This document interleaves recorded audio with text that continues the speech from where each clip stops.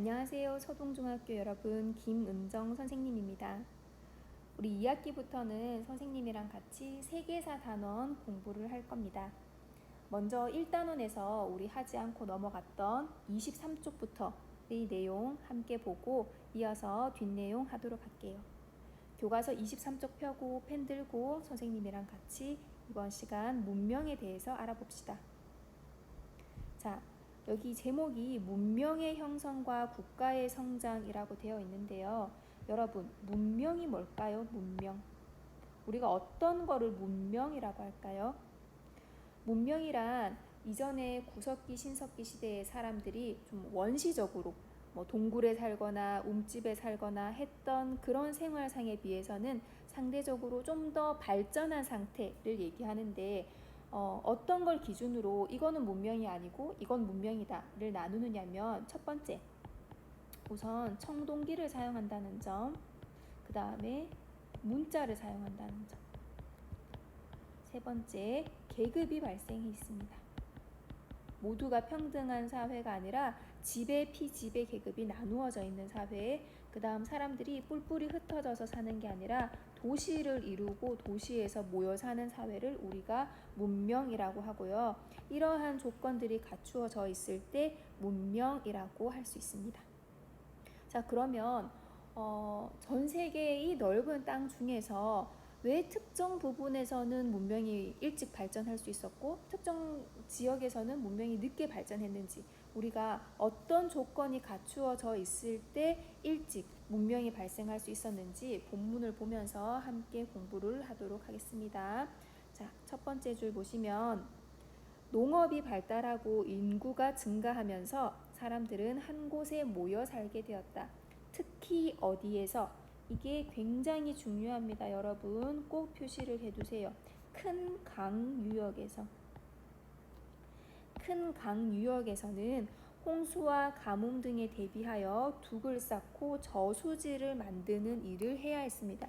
왜냐하면 이 큰 강유역이 일단은 물이 풍부하고 또 상류에서 이런 기름진 흙이 쌓여서 내려오기 때문에 농사를 짓기가 쉽죠. 그래서 사람들이 많이 모여 살지만 그만큼 강이 범람해서 사람들이 애써서 가꿔 놓은 이 농경지를 다 이렇게 못쓰게 만들 가능성도 굉장히 컸어요. 그래서 사람들이 둑을 쌓고 저수지를 만들어야 했는데 이게 한두 명이서 그냥 일을 해서 되는 일이 아니었기 때문에 이 과정에서 이러한 것들을 전투적으로 지휘하는 지도자가 등장을 하게 되는 것이죠. 그래서 대규모 인력들을 관리하는 지배자가 나타나게 됩니다. 다음 두 번째, 우리 아까 문명의 조건으로 청동기의 사용을 얘기를 했었어요. 청동기를 사용하면서 이제 정복 활동, 정복 전쟁이 활발해지면서 어떻게 되었냐면 권력과 재산을 가진 사람이 이제 전쟁에서 진 사람들을 노예로 삼았던 거죠. 즉 권력과 재산을 가진 계급, 즉 지배계급과 노예계급, 피지배계급으로 계급이 분화가 되었다는 점입니다. 계급 분화는 지배계급과 피지배계급으로 계급이 나뉘어졌습니다. 그래서 지배계급은 신전과 궁궐을 짓고 주민을 통치하기 위한 여러 제도를 만들었는데 이 과정에서 어떤 것? 도시국가가 나타났다. 또 제사, 통치, 상업활동에 이용할 목적으로 문자가 만들어졌다. 자, 아까 선생님이 얘기한 그 조건들이 여기서 나타납니다. 다시 한번 확인해 볼까요? 문명의 조건은 무엇이냐? 청동기를 사용하고요. 문자를 사용합니다. 그 다음 계급이 나뉘어져 있고 도시에 모여서 사는 이 조건들이 갖춰졌을 때 우리가 문명사회라고 한다. 자, 그래서 아래 지도에 보면 우리 인류의 4대 문명이라고 할 수 있는 4가지 문명들이 나와 있습니다. 아까 이러한 문명들이 큰 강 유역에서 발달을 했다고 했죠. 그래서 지금 문명들 4가지를 보면 각각 다 큰 강 옆에 있는 것을 알 수 있습니다. 각각 어떤 강인지 강 이름을 선생님이랑 같이 적어 보도록 하겠습니다. 첫 번째, 이집트 문명은 어느 강 옆이냐? 나일강입니다. 기억은 나일강. 두 번째 메소포타미아 문명 보세요. 메소포타미아 문명은 지금 니은과 디귿 강 사이에 존재하고 있는 것을 볼 수 있습니다. 니은은 유프라테스 강, 그 다음에 여기 디귿은 티그리스 강. 즉 유프라테스 강과 티그리스 강 요 인근에서 주변에서 발달한 것이 메소포타미아 문명. 그 다음 인더스 문명은요, 인더스 강 유역에서 발달을 했고요. 중국 문명은 황허강, 우리 황하강이라고도 하는데 교과서에서는 황허강으로 보통 통칭을 합니다. 이렇게 큰 강 유역에서 문명이 발생하게 된 그 이유 뭘까요? 큰 강은 일단 그 상류로부터 그 강물에 기름진 흙이 쭉 흘러내려와서 하류 부분에 쌓이다 보니까 이제 아무래도 땅이 비옥해서 농사를 짓기에 유리하죠. 농사 짓기에 유리. 근데 이제 농사를 더 잘 짓고 홍수나 범람을 막기 위해서는 아까 얘기한 것처럼 둑을 쌓고 저수지를 쌓아야 했기 때문에 그런 관계시설, 물을 끌어다 오는 관계시설을 만드는 과정에서 이걸 만드는 과정에서 대규모 인력을 관리할 수 있는 조직이 발생을 해야 했다는 거죠. 즉 지배자가 등장을 합니다. 그래서 이를 바탕으로 문명이 발생하였다라는 점 기억을 하면 되겠습니다. 넘어가서 24쪽을 보면 우리 첫 번째로 바로 세계 최초의 문명인 메소포타미아 문명에 대해서 알아보겠습니다. 자, 아까 메소포타미아 문명 어느 강과 어느 강 유역이라고 했죠? 유프라테스 강과 티그리스 강 주변에서 메소포타미아 문명이 발달하였습니다. 자, 본문을 볼게요. 일찍부터 농경이 발달했던 메소포타미아 지역에서는 기원전 3500년경부터 우르나 라가시 등 여러 도시 국가가 나타났다. 요거 하나 줄쳐두세요. 수메르인들은 도시의 중심에 지구라트라는 거대한 신전을 세웠다. 여기서 지구라트 여러분 밑에 그림이 있습니다. 요게 바로 수메르인들 이 흙이랑 벽돌로 세웠던 신전이에요. 신전. 그 신전을 지칭하는 이름이 바로 지구라트입니다.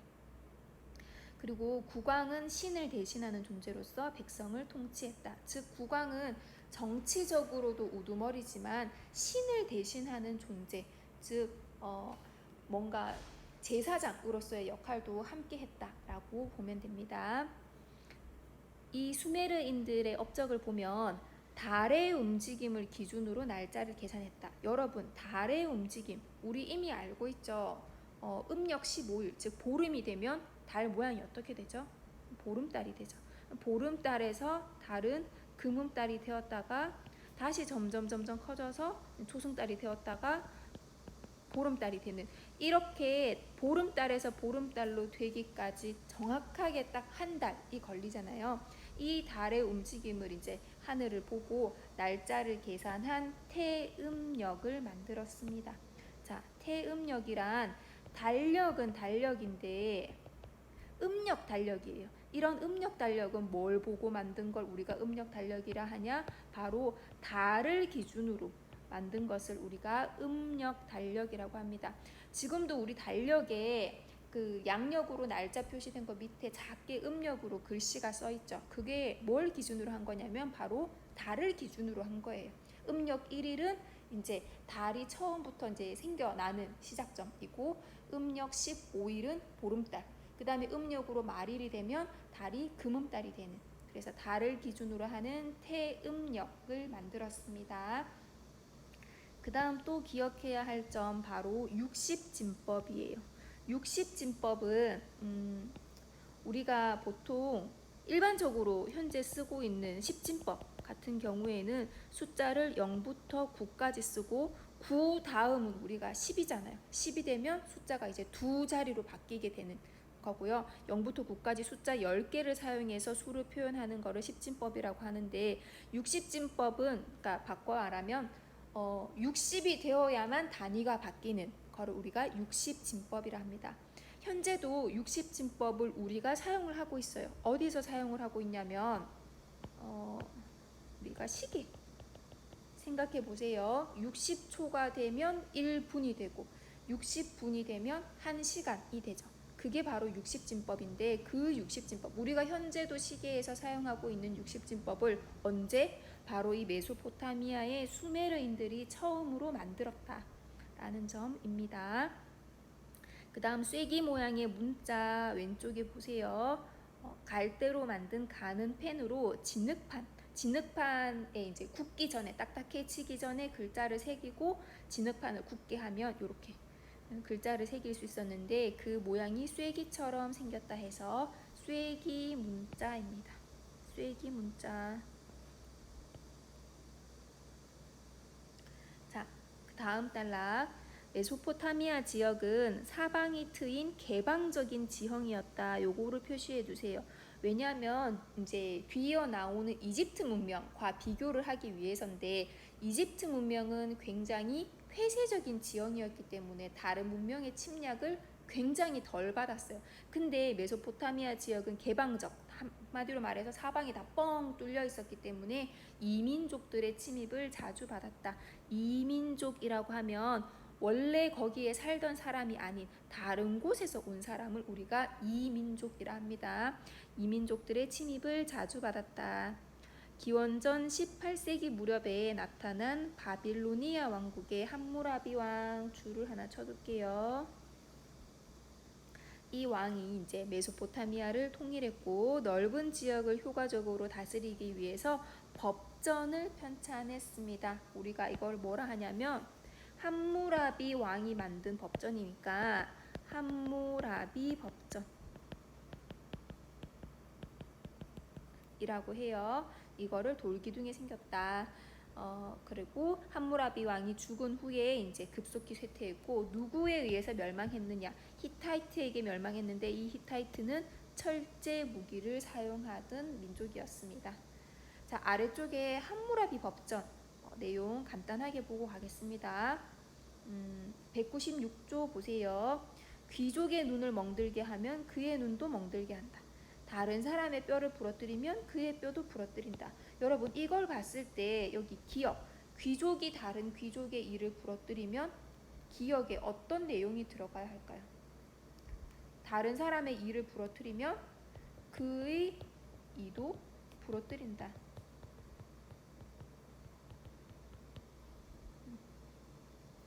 그래서 이런 부분들을 봤을 때 굉장히 눈에는 눈, 이에는 이라고 할 수 있는 보복적인 성격이 있었다라는 것을 알 수 있고요. 그 다음에 여기 보세요. 귀족이 평민이나 눈의 다리를 상하게 하면 은화로, 돈으로 때운다는 점. 평민의 걸 상하게 하면 돈으로, 평민의 일을 부러뜨리면 은화 3분의 1 미나만 지불을 하면 됐다라는 점. 자, 보면 귀족이 다른 귀족을 다치게 했을 때랑 귀족이 평민을 다치게 했을 때가 지금 다른 거를 볼 수 있어요. 즉 이런 거를 봤을 때 신분에 따라서 다르게 대우를 했구나. 즉 신분 차별적인 성격이 있구나 라는 거를 알 수 있습니다. 그 다음에 또 하나 은화, 즉 우리가 알고 있는 돈이죠. 돈. 은화가 이미 이 당시에 사용되었다라는 것. 다시 말하면 사람들이 자기 재산, 사유 재산이 있었다를 알 수 있습니다.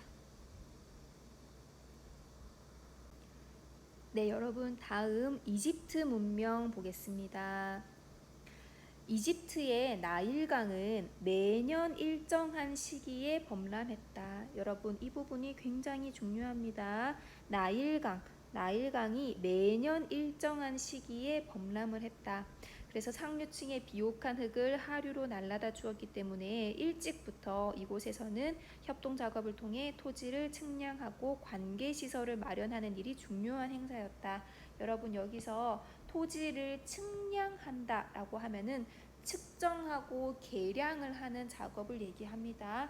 즉 일정한 시기마다 범람을 했다는 건 강물이 넘쳐 흘렀다는 거죠. 그래서 원래는 강이 이렇게 지나가고 옆에 강 옆부분에서는 농사를 지었다면 매년 일정한 시기마다 이 강물이 넘쳐 흘러서 이 농사 지은 땅 부분까지 다 강물이 범람을 했다가 다시 이제 괜찮아지고, 이게 반복이 되었기 때문에 원래 이 농사 짓던 땅에서 예를 들어 어떤 부분은 뭐 A씨의 땅, 뭐 이 부분은 B씨의 땅, 이렇게 나누어져 있었을 텐데 이게 한번 범람이 됐다가 다시 강물이 빠지고 나면 어디까지가 A씨 땅이었고 어디까지가 B씨의 땅이었는지 우리가 알 수가 없잖아요. 그래서 토지를 측량해서 원래 여기서부터 여기까지 이때는 뭐 미터라는 단위가 없었겠지만 여기서부터 여기까지 몇 미터가 너의 땅이었지, 이렇게 나눠주기 위해서 측량술이 발전을 할 수 있었다라는 점입니다.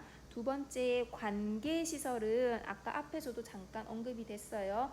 농사를 할 때 인공적으로 물을 끌어다 오는 시설을 우리가 관계시설이라 합니다. 즉 강물이 이렇게 있고 여기가 이제 땅이라면 이 강이 흐르는 이 물줄기, 이 부분을 터준다면 강물이 여기까지도 흐르겠죠. 그러면 이 강 옆부분, 이 부분들까지도 농사를 지을 수 있도록, 다시 말하면 인공적으로 강물을 끌어다가 그 주변 지역까지 농사를 지을 수 있도록 하는 이런 시설이 바로 관계시설입니다. 자, 이 과정에서 많은 도시국가가 나타났고 기원전 3000년경에 강력한 통일국가가 형성이 되었고요. 이집트는 아까 메소포타미아 문명과 반대로 사방이 막힌 폐쇄적인 지형이었기 때문에 굉장히 침입을 덜 받으면서 오랫동안 통일국가를 유지할 수 있었습니다.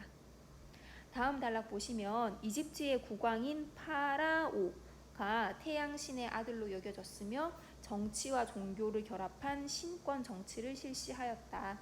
그리고 굉장히 절대적인 권력을 가지고 있었다라고 되어 있는데 파라오가 절대적인 권력을 가질 수 있었던 그 이유도 바로 이 나일강이 일정 시기에 범람하는 것과 같은 이치입니다. 파라오가 이렇게 하늘을 보고 매년 이제 별자리의 움직임을 보고 이 시기에 나일강이 범람을 하겠구나라는 거를 미리 알 수 있었다는 거죠. 그래서 그때 뭔가 신에게 기도를 한다든지 이런 퍼포먼스를 하면 사람들이 보기에는 파라오는 범람을 하는 시기를 미리 알고 있구나, 파라오는 거의 신과 같은 존재구나, 이렇게 생각을 했다는 거예요. 그래서 파라오는 정치뿐만 아니라 종교적, 즉 신과 같은 입장에서 정치를 한 신권 정치를 실시를 했고요. 굉장히 큰 권력, 절대적인 권력을 가지고 있었던 걸 우리가 뭘 보면 알 수 있냐? 바로 모두 다 알고 있는 피라미드와 스핑크스 유적지를 보면 알 수 있습니다. 자, 그래서 다음 단락 보세요. 이집트인은 사람은 죽어도 영혼은 죽지 않는다고 믿고 죽은 자가 다시 살아날 때를 대비해서 미라를 만들었습니다. 그래서 사람이 죽으면 이렇게 장기를 꺼내서, 장기는 어떤 항아리 같은 곳에 이렇게 따로따로 심장 따로, 간 따로 이렇게 놔둬놓고 그 나머지 몸 부분을 미이라로 만들어서 영혼은 죽지 않는다고 믿었기 때문에 뭔가 저승에서의 재판을 다 받고 나면 그 영혼이 다시 몸으로 들어와서 평생 내세에서 영원히 행복하게 산다고 믿었던 그런 사람들이었어요. 여기 나오는 내세라는 말이 있는데요. 내세는 한자로 올레자의 세상 세자예요. 즉 미래에 오는 세상. 우리가 과거에 지금 현재 살고 있는 인생 이전을 우리가 전생이라고 하잖아요. 전생 말고 현생에 내가 죽고 이 다음 생에 태어나는 세상을 우리가 내세라고 합니다. 내세. 즉 죽고 나서 죽음 이후에 나의 세상을 내세. 이때 내세에서 받을 그 심판에 대비해서 죽은 사람을 안내해주는 사자의 설을 함께 묻었다. 여러분 여기서 말하는 사자에서는 우리 그 동물 사자가 아니고 라이언의 그 사자가 아니고요. 죽을 사자를 써서 죽은 사람이에요. 죽은 사람. 죽은 사람의 서라고 하면은 한자로 책서자입니다. 그래서 사자의 서라고 하면 죽은 사람의 책이에요. 죽은 사람의 책. 죽은 사람의 책이 어떤 거냐면 밑에 그림에 있습니다. 여기 사자에서 한번 보세요. 여기 지금 흰색 옷을 입은 사람. 이 사람이 이제 죽은 사람. 영혼이고요. 이 영혼의 손을 끌고 저승으로 지금 이끌고 있는 이 사람이 바로 죽음의 신 아누비스입니다. 자, 그래서 이 사람의 영혼을 어디에 대냐면 지금 여기 저울이 보이죠, 여러분? 양쪽에 이렇게 저울이 보입니다. 저울에다가 이 사람의 그 심장을 대는데 여기 그 사람의 심장 있고요. 여기 자세히 보면 깃털이 있어요. 그래서 저승에서 심장을 저울에 달았을 때 진실의 깃털하고 이렇게 무게가 딱 균형을 이루지 못하면 바로 옆에서 기다리고 있는 그 괴물이 심장을 먹게 돼 있어요. 이게 바로 그 괴물.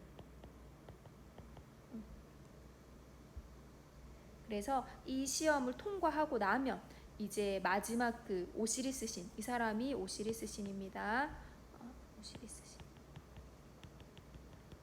오시리스 신의 마지막 심판을 받아서 이제 뭐 내세에 다시 뭐 어떻게 살 수 있도록 뭐 해주느냐 마느냐를 결정하는, 그게 바로 여기 사자에서, 죽은 사람의 무덤에 함께 묻은 사자에서입니다. 영국의 대형 박물관에 전시되어 있는 유물이고요. 자, 다시 올라와서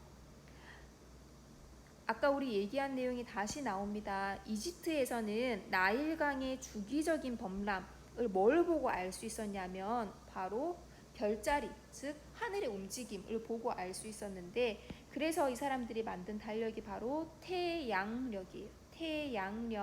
태양력은 우리가 현재 쓰고 있는 그 달력, 태양의 운행을 기준으로 날짜를 세는 달력이고요. 측량술, 아까 얘기했죠. 땅에 강물이 범람하고 나서 다시 그 땅의 소유주들을 찾기 위해서 뭔가를 측정하고 계량하고 기하학, 즉 예를 들어 뭐 삼각형, 사각형, 뭐 각도라든지 각도를 계산하는 방법, 이런 것들이 함께 발달을 했습니다. 여기 적어 놓을게요. 이게 발달한 이유는 강물 범람 후에 다시 땅을 측정해서 나눠야 했기 때문에,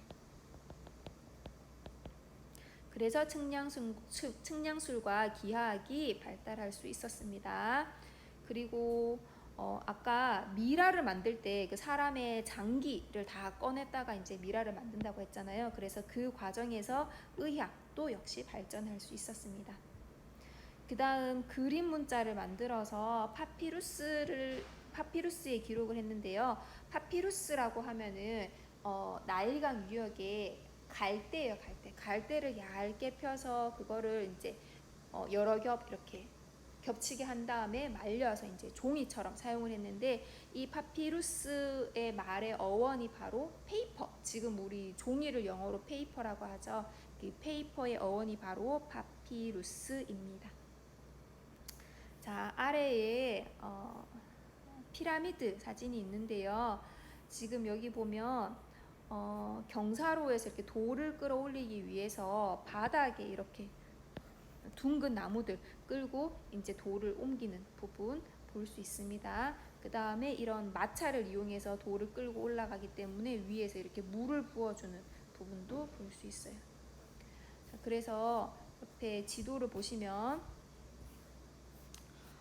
지도가 아니라 그림에 보면 이집트 왕이 거대한 피라미드를 만들 수 있었던 이유가 무엇이냐, 아까 얘기한 것처럼 파라오가 태양신의 아들로 여겨지고 워낙에 미리 이제 나일강이 언제 범람을 할지 알 수 있었던 그런 것 때문에 사람들이 마치 신과 같이 여겼고, 그래서 정치와 종교를 결합한 신권 정치를 실시하면서 절대적인 권력을 행사하였다라는 것을 적어 놓으면 되겠습니다. 다음 시간에 우리 뒷장의 페니키아와 헤브라이 부분 이어서 하도록 하겠습니다.